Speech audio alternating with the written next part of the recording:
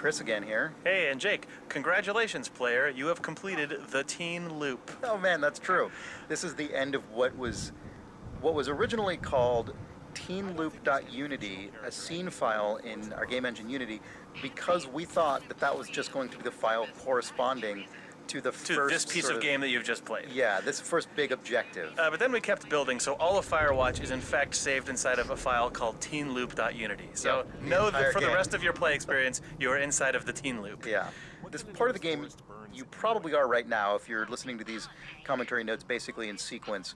The music is either about to kick in or has just kicked in. It's dark. You're finding your tower's been broken into. This, I really strongly remember feeling when this went into the game and had the music, which was actually the first music implemented in the entire game. All this stuff together felt to me like the first real moment of assertive tension in the game, and it felt really crazy. Yeah, because we had our environment system working for the first time, so the sky turned to nighttime, and our world logic allowed the tower to switch into its broken into state just when you were off in the world for the first time, and then when that music finally came in, we're like, oh, wow, okay, this is a world that's alive and can be tense and cinematic, and all of it happened without us ever having to cut the camera. I remember we were all very proud and stoked of that. For sure. That was like right before we first demoed the game, I think, at the Penny Arcade Expo. Yeah, because the end of day one was the end of the first demo. Yeah. Right before this, there's the moment with the creepy guy in the woods, and that was sort of a moment of tension, but that's also arguably maybe not, because it's immediately deflated by Delilah. Right, but this was like, holy crap. Okay, I remember feeling kind of nervous about it because it was like, the game is declaring this is a tense moment, and if it falls flat, we have failed. We can't, like, make a joke to diffuse it. And I think it basically worked, and it was a real relief. Yeah. Yeah.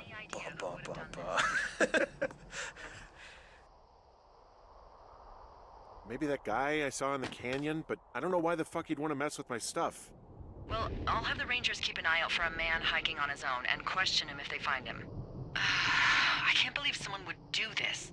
I worry about bears and fires, and that's about it, and now I've got to worry about some deranged hiker going after lookouts? Great.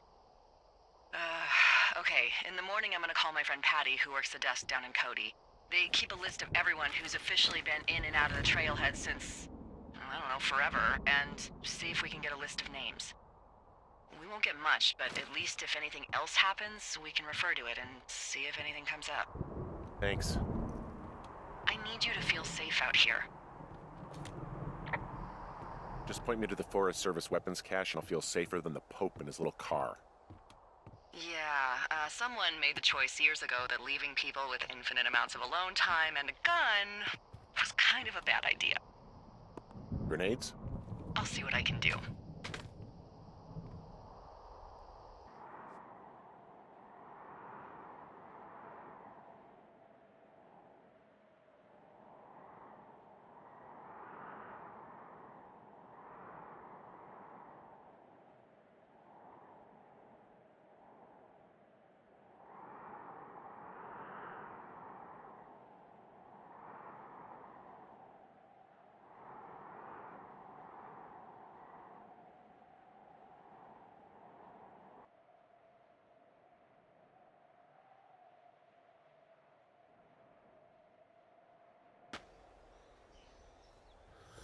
Wake up!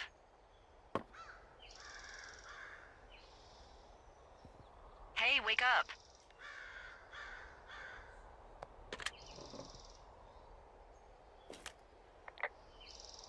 I'm awake.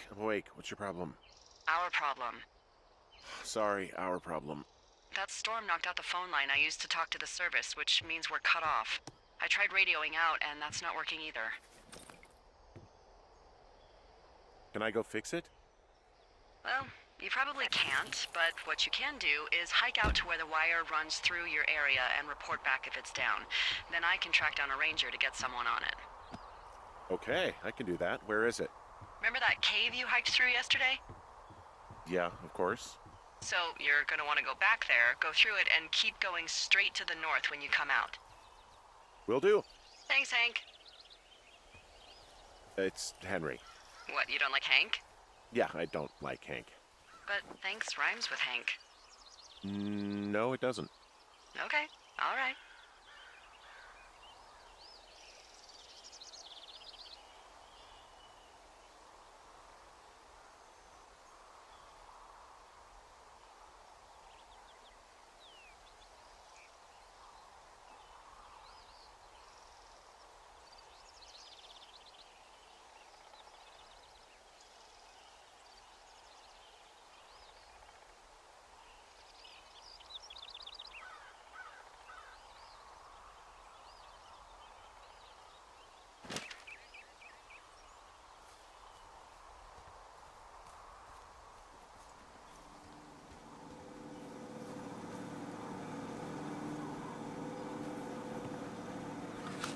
Hey, it's Ollie again. And Jake. Hey, Jake. So I feel that we're right now in close proximity to Forrest Burns. I think the idea for Burns came around when we realized that Smokey the Bear was not a public domain figure, and we realized, but also something that people associate really closely, the idea of a mascot with wilderness parks. Right. So what if we created something far worse than Smokey the Bear? What if we made something horrifying and strange? I mean, the original idea was that as the game kind of built up, you'd find these Forrest Burns posters that would get gradually more sinister and be this sort of like externalization of Henry's inner paranoia sort of creeping in. But that did not happen. We didn't do that. We just made a wacky character and stuck him in the game. I think there's one of the Forrest Burns posters survives in a couple places. Like Delilah's Tower at the end has the Forrest Burns can dig it poster. But the one that says "snuff it out" with him holding a match does not appear in the game. At the face of a child. Yeah, it's not there. No, that's out. Yeah, I know. Even up until the moment that Forrest Burns went into the game, I feel like there was a hesitance from the team to include him in the game. But I went and just put him in. you rogue modeled the Forrest Burns stand-up, and then right before the GDC demo, I put him on the back of the outhouse. Yes. And then it turns out that he was really fun. Fun Forrest Burns fact, for a while you could use him as a physics object, and then we've discovered that you could surf Forrest Burns and use him to get to inaccessible areas. So you can no longer do that, unfortunately. That's much to my chagrin. Yeah, surf Burns down the shell slide, not allowed. Anyway, that's him. Enjoy him. Yep. Use him well. Hey, I'm Chris. And I'm Sean, and day one ended abruptly. A lot of games don't do that structurally. Yeah. You sort of get to an end point, you touch a flag, or you continue on infinitely with no cuts. Right. Cuts are very rare in games that have sort of a... First-person games especially. Yeah. The idea for that came from the movie Dallas Buyers Club. So interesting. I know. I remember so specifically seeing the first time that movie cuts to a day title card, where you learn that the Matthew McConaughey character has diagnosed with AIDS and essentially given 30 days to live, and then it cuts and it says day one. And it was that was like a gut punch when you see that because of what it implies. And I was like, oh man, our game is set in basically a limited amount of time. And there's this tense thing that happens that makes it, it's not as though there's a specific date that's coming up, but there is tension now that exists. Also, we had to figure out just how to get around the fact that we had a big open world and needed to tell a linear story, and so I just came in the next day and pitched that idea based on that movie. And we all just thought it was stylish and interesting and solved so many problems, so we did it. Ended up creating a lot more problems, but I think it worked overall. Yeah, it was great.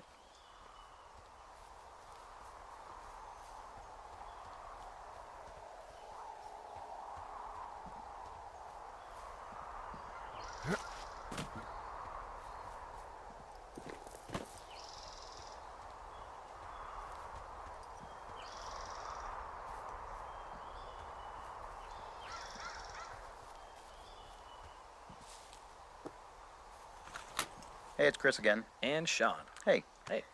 So the conversation that you may be hearing or may be coming up soon has Delilah taking a call from another lookout. Unbeknownst to her, Henry can hear this all happening. And when she finishes that call, you as the player can choose to call her on it or not call her on it. And that was a very interesting piece of writing and design, I think. Yeah, I really loved the idea we had here, and I love the way it is performed, but I feel like I especially would add something to it if I were to go back into the game and noodle around. This is a kind of a confusing call for people, and I'm sure if it was for you, you'll understand why, which is that people get really hung up on the fact that Delilah takes this mysterious call. And then it's never sort of overtly explained that she's just doing her job. She's just literally just talking to someone else. And the lens through which you hear it is 100% just Henry's paranoia. But I feel like that could have been underscored here way more had I let you, the player, find a nuanced middle ground and sort of pry at her about what that call was without freaking out. If you call her on it, Henry gets very, very defensive. And while I think that goes to illustrate the fact that Henry doesn't have a lot of capacity for nuance and middle ground because he's so damaged and bummed to be in the situation he's in, I feel like he kind of did players a disservice by not letting them feel out the relationship and a potential mystery early on. I think that dated from an earlier revision of the game in which we were barreling towards more of a hard break between Henry and Delilah. Yes. And this was maybe just one thing that didn't quite get that last tweak. Yeah. Yeah. But I still like the scene, Me too. nevertheless. Yeah.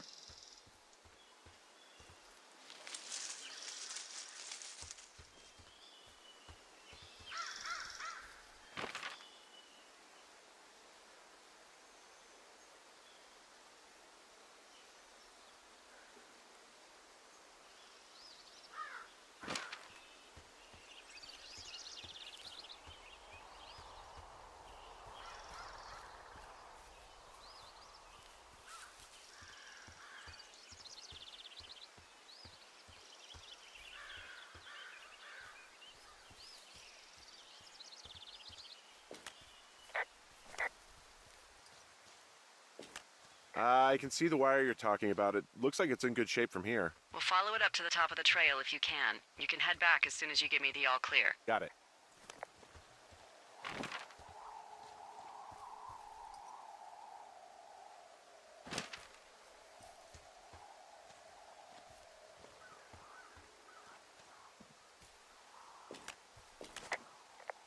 So we really can't reach anyone any other way than these wires? What else do you suggest? Smoke signals? Just seems dangerous. Well, if they don't hear from me for a few days, they'll send someone out, but I'd rather it not come to that.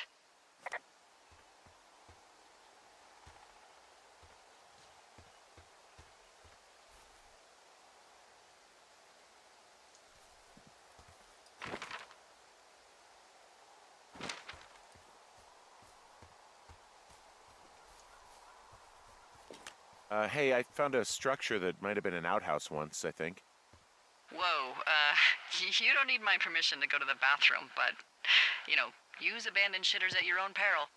I mean, I'm in the right area? I do believe. The comms wire runs for quite a ways. Follow it all the way to the top of Beartooth Point, and if it's not damaged, you can loop around back home. I found an old notepad of, I guess, songs. Someone was writing a song called Ol Shoshone. Oh, Shoshone, where the sky is blue and the teens are nude. It's just like that, except about 10 times more depressing. Anything I should know about the cabin at the top of this hill? Hello? Okay, then. Hi, Ollie. Hi, Sean. It's nice that we're doing a tape together. I know, is this the first one? It's our first and only one. Oh, that's a shame. I feel like we've done so much together not on tape. At least not recorded in a way that you know about. Okay. And here we are talking about Hawk's Rest. Hawk's Rest. You concepted this area quite a Yeah, bit. the idea was that it would seem from the outside a sort of innocuous little house on the edge of a cliff, much like your own lookout, but when you open the door you get the surprise that it's been burnt away and you just see a vista and sort of rush of wind as you open that door, and I thought that would be a really fun reveal for the player. Yeah, and I sort of screwed it up when I first wrote this scene because all of these sort of Hawk's Rest dialogue and all the stuff about Raccoon Carter was as you were walking up the hill, you could report the cabin, which was a lookout tower, at the top of the hill, and then get into this story about its former inhabitant as you were approaching it, and then it sort of buried the moment in a way. So we took all that stuff out, and I hacked in very inelegantly, I think, that Delilah just doesn't answer you when you ask her about what the house at the top of the hill is, and then you get to experience it alone before getting the story about Raccoon Carter, and I'm really happy with the way that worked out. Also, There's a secret. but the raccoon that lives in the stove that you may or may not know about is only there on certain days because of a myriad of design reasons. But if you're here on any day that isn't day 2 and you open that stove, there's a little Spoilers. critter in there. And that was animated by James, textured by Ollie, drawn by Ollie. I really like that raccoon, Oliver. Thanks, Sean. You did a very nice job on that raccoon. Also, you did a very nice job on the rest of the game, and I'm only going to tell you that on the Hawk's Rest tape. I'm actually going to edit this out. I don't want Good. anyone hearing me ever compliment you Fantastic. in the record, but because this is our only tape together. But yeah, I really love the way this area came together. It's lovely. Lovely the way it is. Very nice. Well done.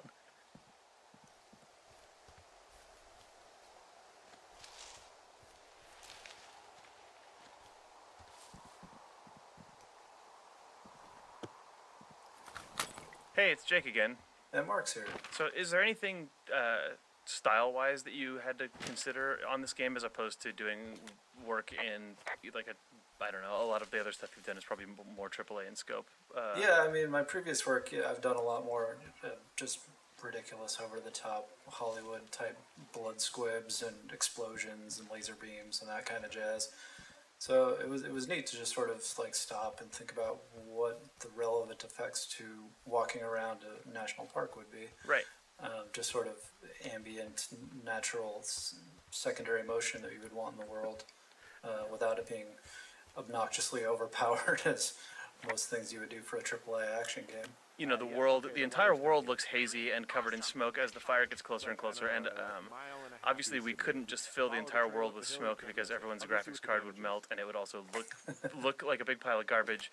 So it seems like you and Paolo, who helped, who did a lot of the sort of programming side of this, ended up inventing this thing that the team called the Henry's Smoke Barfer, which I do think Nels actually coined that one, but yeah, it was probably Nels. it's a very Nels thing to say. Yeah, Henry at this point in the game is wandering around with basically a pigpen cloud around him. When you see the sparks flying around on day 79 or the sort of lingering haze on days 77 and 78, that's actually just Henry's body emitting those, then leaving them behind in a trail. I made up a group of emitters that rotate around the watchtower that, you know, if you look real closely, you could probably make it out, but it gives that sort of feeling of it's super intensely smoky outside without having to... You're in the middle of this big swirling storm, but actually it's just, 6 feet of smoke spinning around the outside of the building. Yeah, pretty much.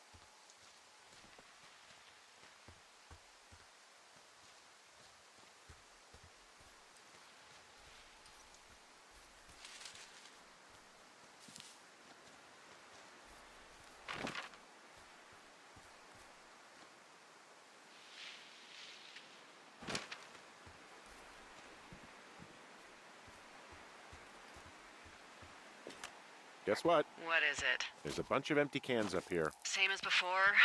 Yep. These fucking kids. Why do you think they'd be up here? Hell if I know, but they better have stayed away from our communication stuff.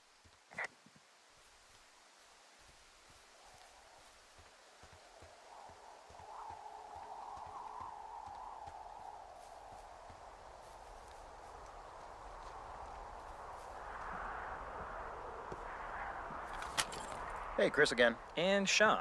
Hey, if you saw the second trailer for Firewatch, there's a moment that takes place here where Delilah points out that there's someone in Henry's tower. Henry points out that he's not there. Camera swings back to the tower, and it's a big dramatic ending. Of course, that moment happens in a completely different part of the map in the actual game and has totally unrelated to this moment that you're now experiencing. And this was a trailer that we had debuted with Sony at E3, so we knew we had a big audience and that a lot of people were going to see it.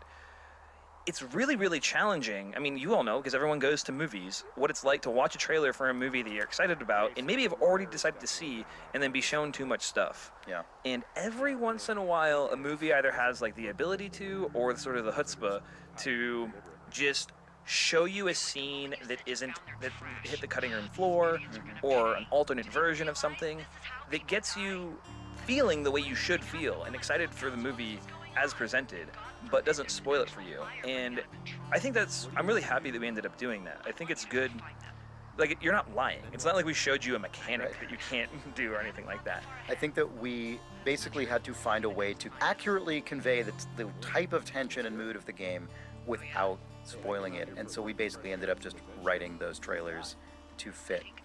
I think it worked. Yeah, I'm happy with it. Yeah, I'd make a spooky ghost costume, but they stole my sheets. I don't know. Wait for them to wander off and wreck their camp. Something that would make a teenage girl run home to mommy and daddy. I'll find them. Thanks. But I am gonna need a raise. Don't hold your breath. I'd start by hiking back towards your tower and just keep an eye out for anything that would lead you to them. Oh, they're big into Red Eagle. Great. See if you can find the path they took down from there. Maybe they looped back around towards the lake or something.